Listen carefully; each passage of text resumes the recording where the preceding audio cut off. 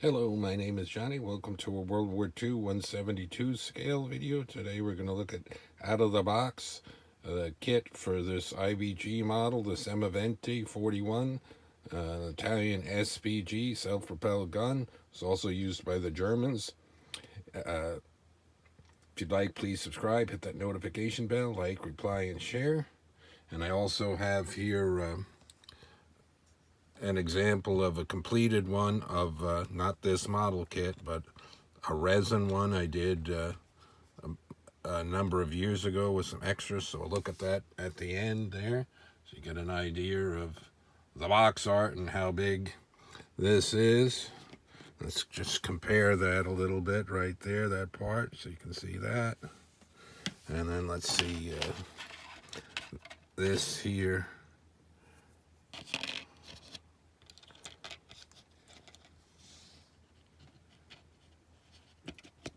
That backwards, but pretty close. All right, let's look at the box first, then the instructions, then the sprues. Got a little bit of photo etch, and I'm not going to use these decals that come with it because I'm not going to make it for the Italian army on Sicily. Let's see some artwork and stuff here. Going to make it for when the Germans were using it against the Allies after the main Italian forces surrendered. Let's take a look at the box. Some of the other products here. IBG, this pretty nice and clean. Sprues. There's some nice close-ups of it there. You'll see those on the thing. Let's look at the instructions, see if they tell you anything about this more. You can see the crew had to stand down here to fire the thing, and it had to have use another vehicles to hold the ammunition. The 90 millimeter, so somewhat equivalent of the German 88. Very good anti-tank capability. Nice artwork there. Let's take a look here. I've done IBG before. I'll leave a link to one of these kits in the end, or not one of the Italian vehicles I've done. Decide later. Here's the sprues. We'll look at those soon. We start out with the wheels, so they got the track and some of the wheels to go, so that's good. So this is a moderate to easier build. Then you're going to do the superstructure. Like I said, the other one I had didn't. I added some extras to it, and I needed to put the decals on. So all in all, this doesn't look too hard. And of course, you're going to want some crewmen to stand around it and stuff. So that'll be you have to add that. There's the gun, a little bit of work here. So you still got a fair amount of work and parts and pieces, more than enough for me. We'll look at that photo etch. I might only use one of those pieces because the other ones are entirely too small. There we go here. And then they show this. So they're showing it in the regiment in Sicily. I believe the Allies called that Operation Husky.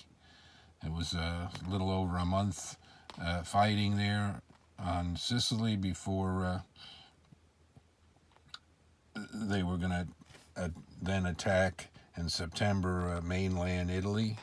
Cool looking paint job, as I call it, the camouflage. You can see the markings on it. And this one talks about a training in the Tuno. It's all green. And this is another one from Sicily. And that's kind of cool, putting that on there. Silhouette of their own vehicle that they're using. So that's interesting. Let's look at the decals, how teeny those are. You can see that. There they are right there that we just saw. Like I said, I'm not going to use it for Italian forces. And then I might use, I don't know if that's a grating or something, but it's big enough to somewhat handle these other ones. I can't cope with little parts that small, and have to use the other type of glue to attach these and stuff. So hopefully they're nothing too important. But if you've got the ability to work with that, more power to you. Let's take a look at two pieces here. So you add more wheels to it.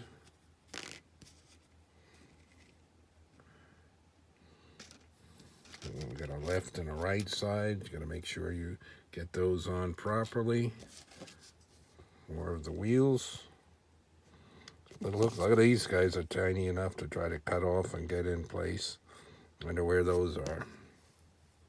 But nice hard plastic, clean. Here's another one for the other side. They're showing these with the wheels, so maybe they have something to do with down there. Let's look at this one. Here's the gun. Let's see with this one, this resin one, they made it a lot bigger.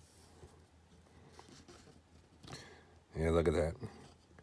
You can see it wasn't, see the way it's made. 3D printed resin, this is. So if you're going to have these on the board together, don't have them right next to each other, because they'll be very noticeable. Or you could drape some netting off it or something, or if that bothers you. But look at that very big difference there. And like I said, that part isn't too much. I don't know if you can get a metal barrel for this. They always give you that detail on the bottom that you're not going to see. Let's flip it over here. And what do they call this? Slide molded. So they do have an opening a little bit in there.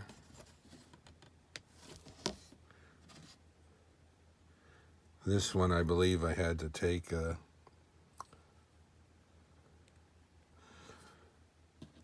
little drill to drill out. Let's look at this part. Over here, the sprue. A lot more pieces for the gun and the shield and so forth. Is that the travel lock? Yeah, that must be the travel lock.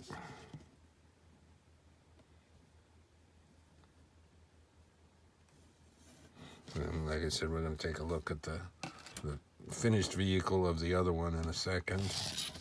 Let's take a look here.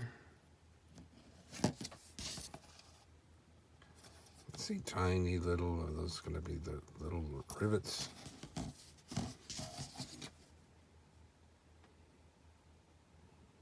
I've got fair amount of detail in there. They do attach a few tools. Here, the other one, I had to go into my parts box and find everything here.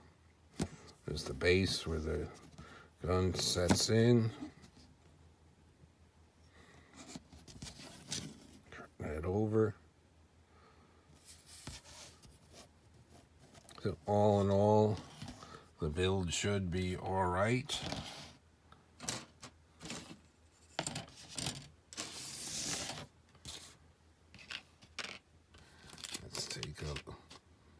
Look at this. Didn't glue that on, so it has a little bit of, you'll be able to turn it. I'm pretty happy that I got the decal somewhat dull on there instead of super shiny. Did some weathering down below. There's the back. This one looks like it has a lot more detail. It's one I did back in March of 20.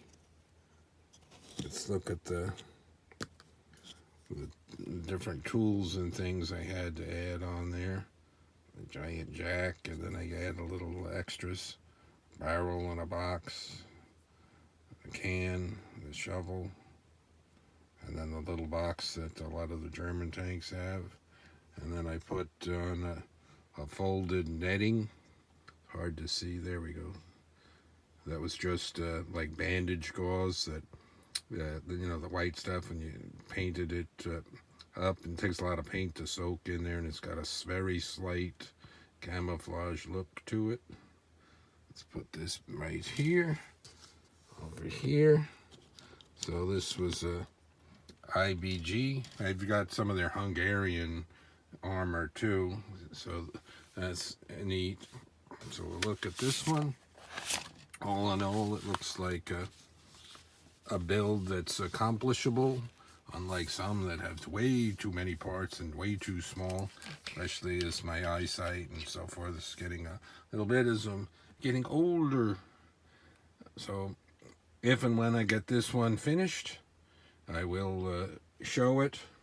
I might do a different style camouflage. It might be just green, or I might do the 3-color camouflage with the red, brown, and green, even though it's supposed to be, if they're on a game board, you know, the same unit. But we'll see. Maybe I'll do that just for a little variety.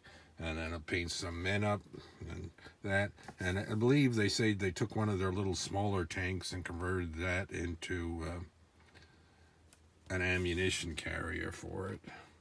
Alrighty, until next time, more Marvel character talk. If you enjoyed this, and if you're so inclined, you could leave a super thanks. I'd much appreciate it if you click on that, and if you do that. And we'll be back with more World War II 172 scale videos. Lots more to come. Thanks for watching.